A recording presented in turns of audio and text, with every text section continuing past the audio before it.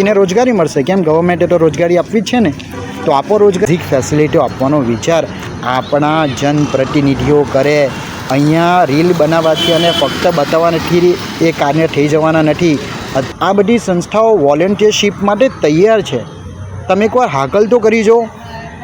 પોતાના જીવના જોખમે આ હોસ્પિટલની અંદર એને દિવસો સુધી સેવાઓ આપી છે નિસ્વાર્થ ભાવે.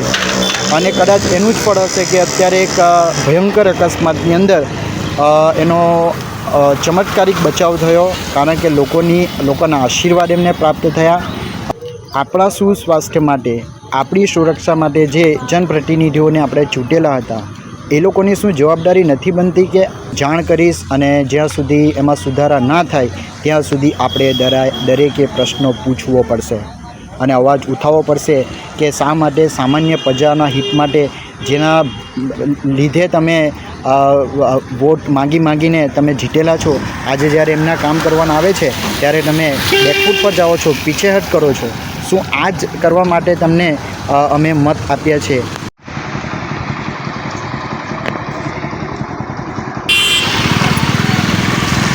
તો અત્યારે આવી ગયા છે આપણે GMERS ગવર્મેન્ટ સિવિલ હોસ્પિટલ, જે ગુજરાતની અંદર 12થી વધારે આવી શાખાઓ ચાલે છે, જ્યાં મેડિકલ કોલેજની સાથે હોસ્પિટલ કાર્યરત છે.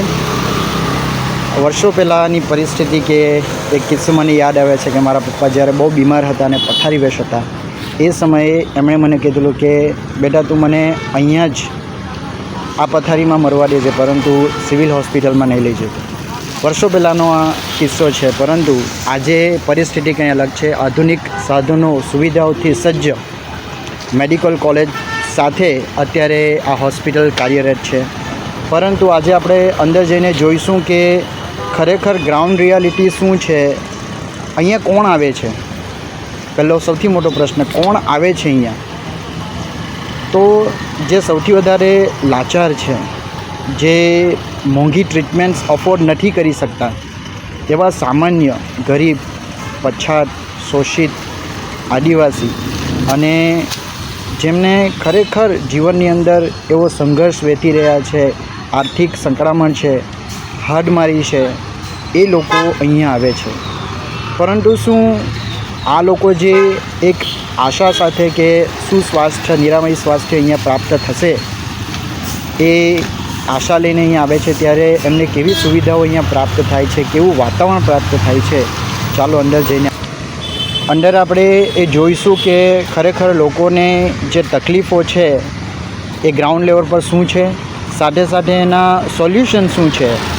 ત્યાં જે અધિકારીઓ છે, સ્ટાફ છે, એ લોકોને કઈ વસ્તુઓ એ લોકો ફેસ કરી રહ્યા છે, એ બધી વસ્તુ આપણે જોઈશું.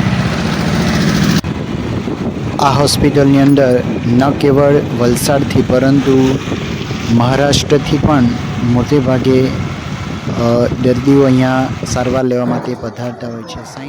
જે કોઈ પણ દર્દી અહીં આવે એને સારામાં સારી ટ્રીટમેન્ટ મળે અને જે વાતાવરણ મળે એ ક્લીન અને હાઇજેનિક હોય, એવો જ આ વિડીયો બનાવવાનો અમારો આશય છે. એ સિવાય કોઈકને બદનામ કરવું કે કોઈકને બ્લેકમેલ કરવું એ અમારો આશય નથી. જો આ જે જગ્યા છે જ્યાં વલસાડના નામાંકિત ધારાસભ્યો અને સાંસદોએ રીલ બનાવી હતી, જો અત્યારે પણ એની એ જ હાલત, એ જ પરિસ્થિતિ છે. જ્યાં જુઓ ત્યાં ગંદકી, નીચે બ્લોકનો આખો કલર ચેન્જ થઈ ગયો છે ફક્ત ગુટકા અને પાન મસાલાના કારણે. જે પ્રતિનિધિને તમે તમારા સેવક તરીકે ચૂંટો છો, જો એમને કહેવાથી પડતો ફરક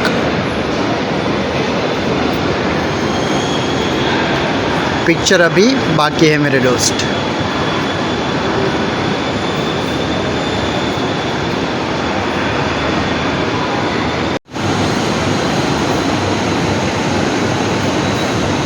जो आ दृश्यो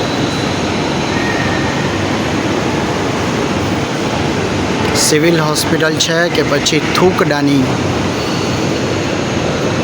ए तमारे नक्की करवू पड़शे. શરૂઆતમાં જ જ્યાં હેલ્પ ડેસ્ક હોય ત્યાં દર્દીઓ માટે એવી સગવડ હોવી જોઈએ કે એમની રિજનલ લેંગ્વેજમાં, નેટિવ લેંગ્વેજમાં એ લોકોની સાથે વાત કરી શકે, યોગ્ય માર્ગદર્શન આપે. ટેક કેર અને કમ્પેશન બંને હોય. અને જુઓ આ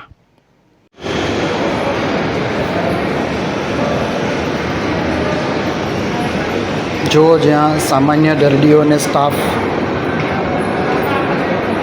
આવે છે ત્યાં જ શરૂઆતની અંદર જ પાન ગુટકા મસાલા ખાઈને ગંદકીનું સામ્રાજ્ય.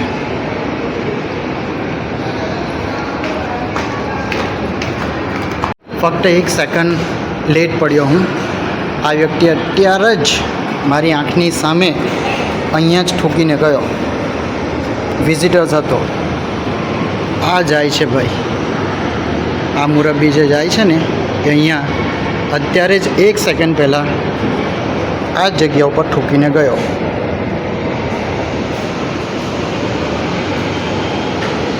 બીજાનું નહીં તો એટલીસ્ટ આવા નાના બાળકો, ભૂલકાઓનું તો વિચારો કે જેઓ અહીં સુસ્વાસ્થ્ય માટે આવે છે, જે લોકોની આખી લાઈફ હજુ બાકી છે, એ લોકોને એક સારું ભવિષ્ય આપી શકે, સારું વાતાવરણ આપી શકે, જ્યાં નિરામય સ્વાસ્થ્ય લોકોને પ્રાપ્ત થાય.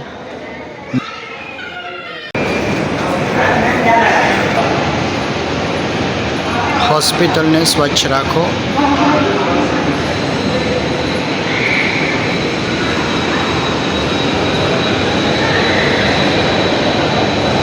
જુઓ સ્વચ્છ હોસ્પિટલના દ્રશ્યો.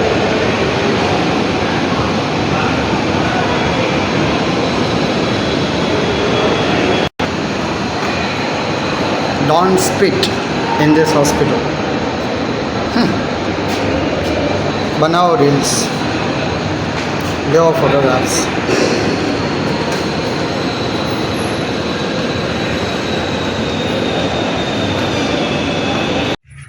ચાલો જોઈએ ટોયલેટ અને બાથરૂમ. સમહાવ થોડી સ્વચ્છતા દેખાય છે, તો એ ગંદકી તો છે જ, પણ એવું પ્રતીત થાય છે કે ટોયલેટ તો સારી છે પણ હોસ્પિટલ એનાથી વધારે ખરાબ છે. ખરેખર નિર્દોષ આવા ભૂલકાઓને જોઈએ. અને જુઓ આ દર્દીઓ માટે ચપ્પલ બહાર કરાવે છે, કારણ કે એ લોકોને એમના સ્વાસ્થ્યની પડી છે કે અહીંયા હાઇજીન જળવાવું જોઈએ. આ છે એમરજન્સી વોર્ડ. અહીંયા જ તમે જુઓ પાન મસાલા ગુટકા ખાઈને જે એમરજન્સી સર્વિસીસ આવે છે, બાજુમાં જ પોલીસ ચોકી પણ છે. એવી જગ્યાઓમાં પણ કોઈ જ નિયમો લાગુ નથી પડતા. આ લોકોને હમ નહીં સુધરેંગે. જુઓ આટલી મોંઘી લિફ્ટની અંદર પાન મસાલા ગુટકા ખાઈને ઠૂક કરી છે. સરપ્રાઇઝ ચેકિંગના નામે રીલ બનાવતા, વિડીયો બનાવતા આપણા ધારાસભ્યો અને સાંસદોને વિનંતી કે ફક્ત આટલું જ કરવાથી અને લોકોની ખોટી વાહવાહી મેળવવાથી કામ નથી થવાનું. ગ્રાઉન્ડ લેવલ પર આવો અને ખરેખર પ્રશ્નોનું નિરાકરણ લાવો. સર્વે ભવन्तु સુખિનઃ, સર્વે સંતુ નિરામયઃ. તો જો આજની આપણી વિઝિટ, જેની અંદર આપણને ખ્યાલ આવ્યો કે કેવી પરિસ્થિતિની અંદર અહીંયા જે દર્દીઓ આવે છે એ લોકોને કોઈ જ પ્રકારની ફેસિલિટી જે મળવી જોઈએ, જે એમના હકદાર છે, એ નથી મળી રહી.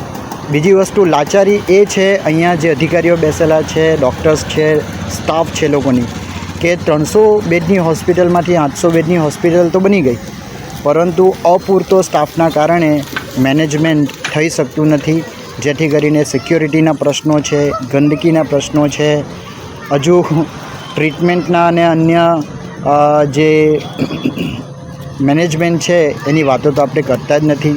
પરંતુ જે બેઝિક ફેસિલિટીઝ છે એ પણ અહીંયા ઉપલબ્ધ થઈ જાય તો આપણા સુસ્વાસ્થ્ય માટે, આપણી સુરક્ષા માટે જે જનપ્રતિનિધિઓને આપણે ચૂંટેલા હતા એ લોકોની શું જવાબદારી નથી બનતી કે આ અધિકારીઓ સાથે સુમેળ કરી એમને સારી સંસ્થાઓ, એટલે કે NGOs છે, પછી જે સમાજસેવી સંસ્થાઓ છે, ધારો કે આપણે અહીંયા સેવા મિત્ર મંડળ છે, કુસુમ ફાઉન્ડેશન છે, ત્યારબાદ ઉમિયા સોશિયલ ગ્રુપ છે, કોલેજની અંદર ABVP છે, NCC છે, NSS છે, આ બધી સંસ્થાઓ વોલેન્ટિયરશિપ માટે તૈયાર છે. તમે એકવાર હાકલ તો કરી જો કેવિન કરીને મારો એક મિત્ર છે, કોવિડ સમયે એટલી ઉમદા કાર્યવાહી એણે અહીંયા કરી, પોતાના જીવના જોખમે આ હોસ્પિટલની અંદર એને દિવસો સુધી સેવાઓ આપી છે નિસ્વાર્થ ભાવે. અને કદાચ એનું જ ફળ હશે કે અત્યારે એક ભયંકર અકસ્માતની અંદર એનો ચમત્કારિક બચાવ થયો, કારણ કે લોકોના આશીર્વાદ એમને પ્રાપ્ત થયા. અને આવા ઘણા લોકો છે જે સેવા કરવા માગે છે, તો એની સાથે સુમેળ કરીને આપણે આગળ વધી શકીએ અને મેનેજમેન્ટને સારું કરી શકીએ. આ સામાન્ય વ્યક્તિઓ, ગરીબ વ્યક્તિઓ જે લાચાર છે, જે લોકોથી પૈસા બાબતે એ લોકો અફોર્ડ નથી કરી શકતા, તો એ વ્યક્તિને બેઝિક ફેસિલિટીઓ આપવાનો વિચાર આપણા જનપ્રતિનિધિઓ કરે. અહીંયા રીલ બનાવવાથી અને ફક્ત બતાવવાથી એ કાર્ય થઈ જવાના નથી. અત્યારે પણ એ ગંદકી એવી જ છે, અત્યારે પણ એ વ્યવસ્થાઓ એવી જ છે. તો એમાં સુધારો થાય એના માટે અત્યારે મેં અરજી કરી છે. અહીંયા જે ચીફ ઓફિસર ખરા એમને પણ મુલાકાત લીધી છે. ત્યારબાદ આ જ અરજી હું એના જે CEO છે ગાંધીનગર એને પણ ફોરવર્ડ કરીશ. એની સાથે આપણા વલસાડના કલેક્ટરશ્રી તેમજ અહીંના જે મ્યુનિસિપલ હેલ્થ ઓફિસર છે અથવા તો આપણા હેલ્થ ઓફિસર છે વલસાડ, દરેકને આ વસ્તુની જાણ કરીશ. અને જ્યાં સુધી એમાં સુધારા ના થાય ત્યાં સુધી આપણે દરેકે પ્રશ્નો પૂછવો પડશે અને અવાજ ઉઠાવવો પડશે કે શા માટે સામાન્ય પ્રજાના હિત માટે, જેના લીધે તમે વોટ માગીને તમે જીતેલા છો, આજે જ્યારે એમના કામ કરવાના આવે છે ત્યારે તમે બેકફૂટ પર જાઓ છો, પીછેહટ કરો છો. શું આ જ કરવા માટે તમને અમે મત આપ્યા છે? તો ખાસ બધાએ હવે જાગવાનું છે, સવાલ ઉઠાવવાના છે. અને ફક્ત સવાલ નથી ઉઠાવવાનો, પણ સાથે સોલ્યુશન પણ મળે. અને પોઝિટિવ સાઇડ શું છે, તો પોઝિટિવમાં આપણે વિચાર કરીએ કે આ હોસ્પિટલની અંદર જ્યારે મેં વોશરૂમને એની વિઝિટ કરી તો ખરેખર ક્લીનલીનેસ ત્યાં જોવા મળી અને સારું એવું ક્લીનલીનેસનું અંગ અહીંયા છે. સ્ટાફ ઘણો મહેનત કરે છે અહીંયા, બરાબર છે, પરંતુ અપૂરતો સ્ટાફ છે. જેટલો જોઈએ એટલો સ્ટાફ નથી, જેથી કરીને મેનેજમેન્ટ કરવામાં, એટલે કે સિક્યુરિટીમાં, ક્લીનલીનેસમાં અથવા બીજા મેનેજમેન્ટની અંદર આ પાછળ રહે છે. એનું મુખ્ય કારણ છે કે વારંવાર રજૂઆત કરવા છતાં પણ અહીંયા સ્ટાફ અપોઇન્ટ થતા નથી. તો બસ હવે એની જ ડિમાન્ડ કરીએ કે જલ્દી વહેલી તકે સ્ટાફ અહીંયા અપોઇન્ટ થાય અને આ લોકોને, 2 વ્યક્તિને રોજગારી મળશે. કેમ, ગવર્મેન્ટે તો રોજગારી આપવી જ છે ને, તો આપો રોજગારી. સુપ્રિન્ટેન્ડન્ટ ઓફિસની અંદર પણ સાહેબે બધી જ રજૂઆતો મારી શાંતિપૂર્વક સાંભળી અને એમણે પણ એમના તરફથી જે પ્રયત્નો કરવાના છે કર્યા છે. પરંતુ એમને પણ આપણા વ્યક્તિનો જે સામાન્ય વ્યક્તિ છે એમનો પણ સાથ સહકાર જોઈએ.